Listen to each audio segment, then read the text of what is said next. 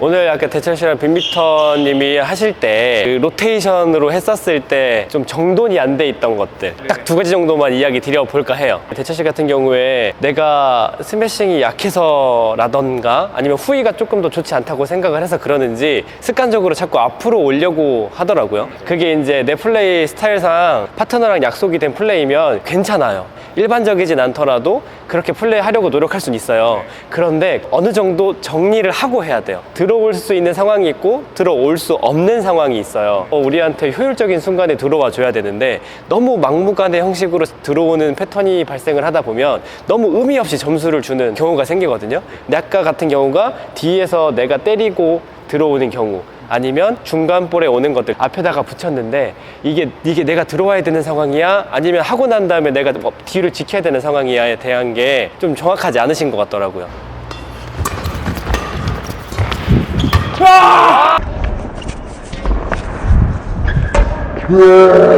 근데 그거에 따라서 내 파트너도 있어야 되는 자리가 또 달라지거든요. 보통 우리가 뒤에서 이렇게 때리면 여기서 이렇게 보통 잡잖아요. 핑크님 그냥 잡잖아요.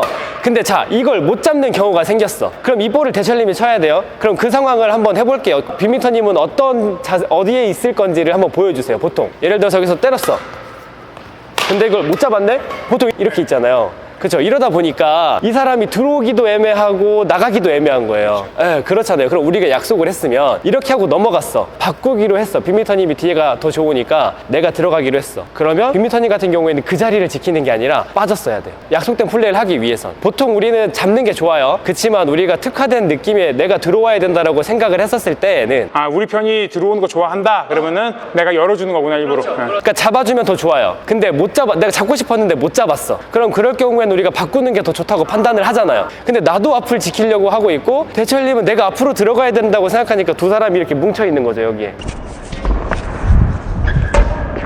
이런 상황이 왔었을 때에는 잡아줄 수 있으면 잡아주는 게 좋고 못 잡았다 판단이 들면 앞에 있는 빅미터님이 빠져주는 거죠. 자, 다시 해볼게요. 때렸어요.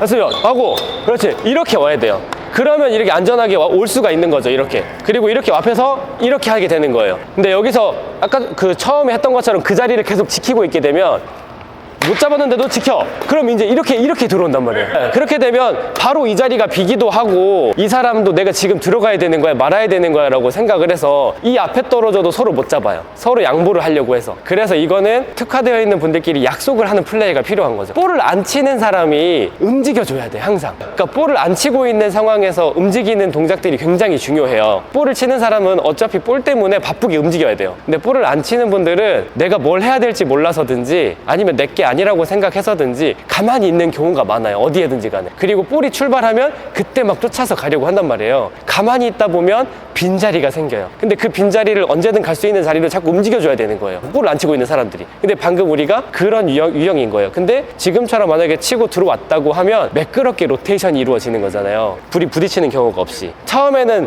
때리고 잡는 걸 먼저 한번 해볼게요. 때렸어. 잡았어. 그렇죠. 보통 이렇게 잡겠죠. 다시 때리고 또 잡아요. 잡았어. 그쵸? 근데 이번에는 못 잡게 된 거예요. 못 잡았어. 못 잡았어. 그렇죠. 이렇게 빠져주니까 매끄럽게 로테이션 되는 거죠. 내 파트너가 들어올 수 있는 자리를 마련해 주니까. 근데 그 자리를 내가 막고 서 있기 때문에 이 사람이 못 움직이는 거예요, 제대로. 우리의 뒤에서 하고 있는 역량이 사실 좀 더 뛰어나게 되면 놓고 들어올 수도 있지만 때리고 들어올 수도 있어요. 대철이라고 생각하시고 대철이로 빙의를 하세요. 그렇지. 이렇게 하면 이렇게 되는 거예요.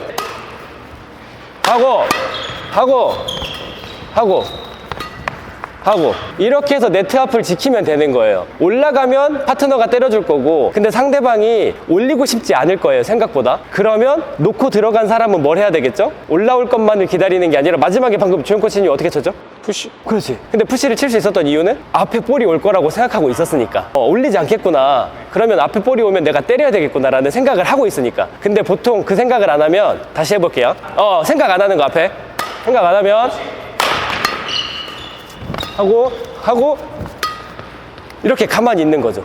그러면 우리가 잘 만들어서 공격할 순간을 만들었는데 바로 뺏기는 거예요. 그래서 들어오는 것도 중요하지만 마지막에 들어왔었을 때 앞을 지키는 것까지가.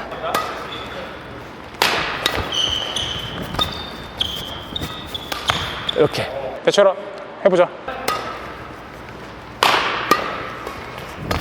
넣고, 그렇지.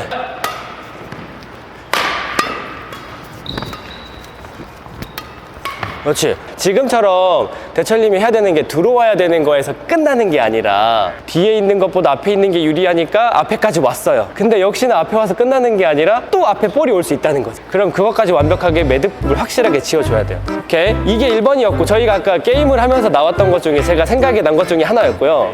자, 두 번째 같은 경우에는 자, 이번에 E4A라는 회사에서 아미노 리젠이라는 제품이 있는데 이거를 저에게 협찬해 주시기로 하셨어요. 감사합니다. 이게 다 구독자분들 덕분입니다. 자, 이 아미노 리젠은 또 국가대표 선수들도 많이 드세요. 레슬링 선수, 역도 선수, 또 진천 선수촌에 들어가고 많은 곳에 들어가고 있는데 운동 후에 인대와 근육을 매우 빠르게 회복을 시킨다고 해요.